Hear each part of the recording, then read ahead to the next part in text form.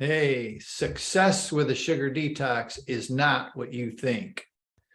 Most people want to know what food to eat, how to eliminate it, how to stop the cravings. All those things are important, but that's not the real answer to making it through to the other side. And we call it detox to lifestyle, where you really, everybody can white knuckle it and, do it a little bit and quit for 3 or 4 days, but then all of a sudden the cravings all attack you at the same time, right?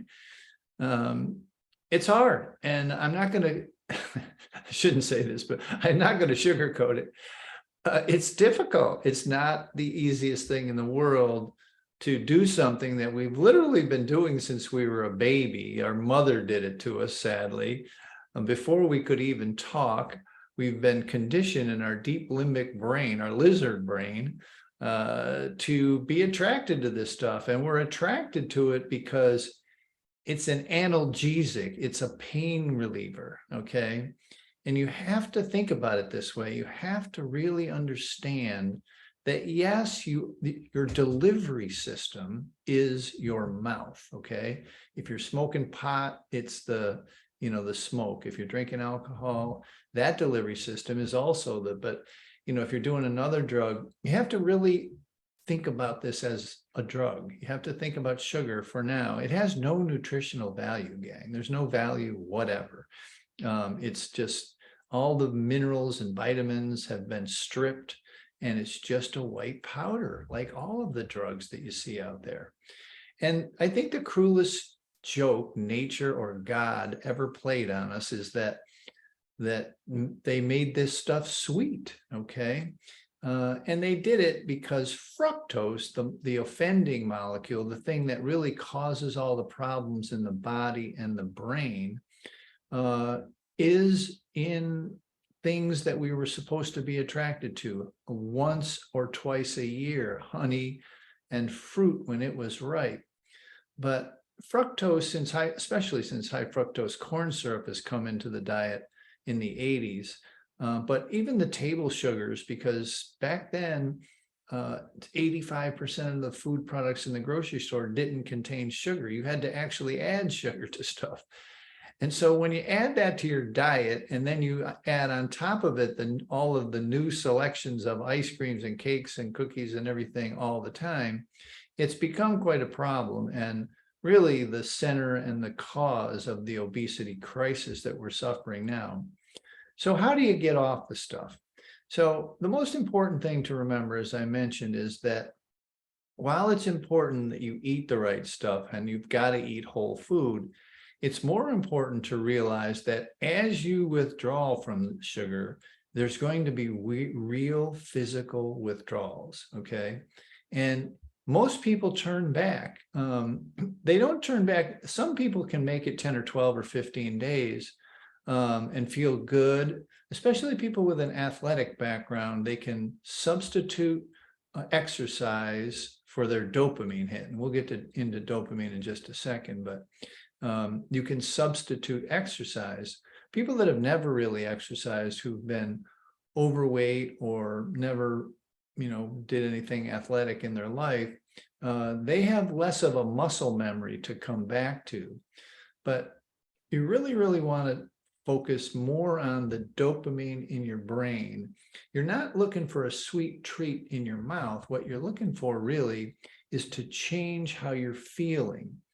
And once you really grasp this part of it, then the food part becomes second nature, because in your heart, you've researched, I guarantee it, you're on a YouTube looking up a video, you've researched the idea that you really need whole food, good food, whether it's vegetarian or keto or carnivore, it doesn't matter what you're eating, as long as you're not eating ultra-processed carbohydrates, meaning flours and sugars, that are going to activate your dopamine system and make you feel better, right? Comfort food is comfort food for real, okay? So when you begin this detox process, you want to remember that the withdrawals are just physical withdrawals, true, real physical withdrawals. and that they're not going to kill you. You've done hard things in your life. You know, you've probably birthed children or got advanced degrees or whatever. Don't turn back just because of a little pain. You're going to be lethargic. That's tired all the time. You probably will have a headache. You'll be irritable. You'll be anxious. You'll get a little bit sad. There's going to be a lot of weird things that you're just not used to. Maybe pretty drastic things, especially if you try and quit soda with caffeine in it and quit the caffeine at the same time. But just remember that it's not a mental problem, okay? You don't have to run off to the doctor and get some kind of antidepressants. Now, I'm not a doctor and I don't play one on the internet, but you do want to remember that most of the time, these are just physical symptoms of withdrawals. And most people turn back with these symptoms because something comes up, like something stressful in their life comes up, and they think they can't deal without it. Like they've got a meeting or they got something with the kids or something, and they're just like anxious and nervous and depressed and stuff. This is only the sugar. And a lot of times what people do is they go back to the sugar. It makes them feel a little bit better, and then they're kind of hooked again. So please just remember, you've just got to get to the other side. And another really, really important thing is this is very difficult to do without support, okay? It's very hard to be this different because everybody in your family, likely everybody at work and school, is going to be a sugar person. They're going to be, it's on every birthday celebration and, at work and at the home and stuff, and desserts after dinner. But you've got to be in a separate group. Okay, like when you went to college, or like when you joined an athletic team, or like when you started a new career, you started to hang out with different or new people. And again, you can find a group down there, a Facebook group in the show notes there. But you really need to do this part, and just for a little. You don't have to leave your group, your family of origin, or your schoolmates or workmates. But you do need to see how people who are moving forward in a process of health, trying to get better, trying to lose weight, trying to put type 2 diabetes in remission, get rid of that kind of thing. You've got to get to the point where you really can see other people doing it, okay? Because around you, likely that's not happening, okay? And yes, the food is important if you're eating whole food, but these other things are much more important. This external support, and you can get it online. You don't have to go to meetings or anything. You can join us in meetings if you like, but it's not required. The Facebook group is free if you go down and see that. The book is free. You see a book right there below. You can get the book and get some information. So there's a lot of ways. But here's the thing: you've got to, and I'm imploring you, stop researching this thing, okay?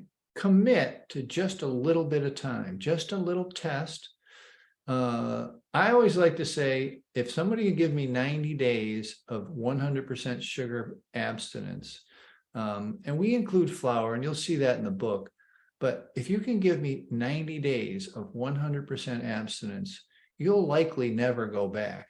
Now, you may have some on your birthday or a holiday or something, but sugar as a day-to-day thing will have left your life. And I think that's what most people want. I think they've come to this conclusion that, now of all the science and all the publicity around, that people really want to get off the sugar, but they don't want to give up the comfort. I said we'd get back to the dopamine. So the dopamine thing is, you have to realize, and you have to make this kind of get in your brain, is that you're not looking for a sweet treat. You're looking for dopamine. Okay. And when I say dopamine, gang, this is a constellation of all of your feel-good chemicals in your brain. This is norepinephrine, GABA, serotonin, which is what they always are trying to play with when you're depressed, serotonin reuptake inhibitors or something, Paxil and Prozac and all that kind of stuff. and oxytocin, which is the bonding chemical, endorphins, which you get when you're running or lifting weights. So all of these things are affected, and you have to realize and completely separate the idea that you're not getting these normal, natural things in a positive, healthy way by running or walking or exercise or yoga or something like that, getting a hug, calling a friend, eating good meals. These things give you dopamine and all the other feel goods. But also we've learned to hack the dopamine by ingesting this substance, okay? And so getting through the withdrawal process is probably the hardest part. It's really kind of, how shall I say, scary. It's hurtful. It's irritating. It's annoying. And it's socially isolating. Very important part, very socially isolating, okay? So if you want to get through this the first time, like and subscribe, like this channel, subscribe to the channel.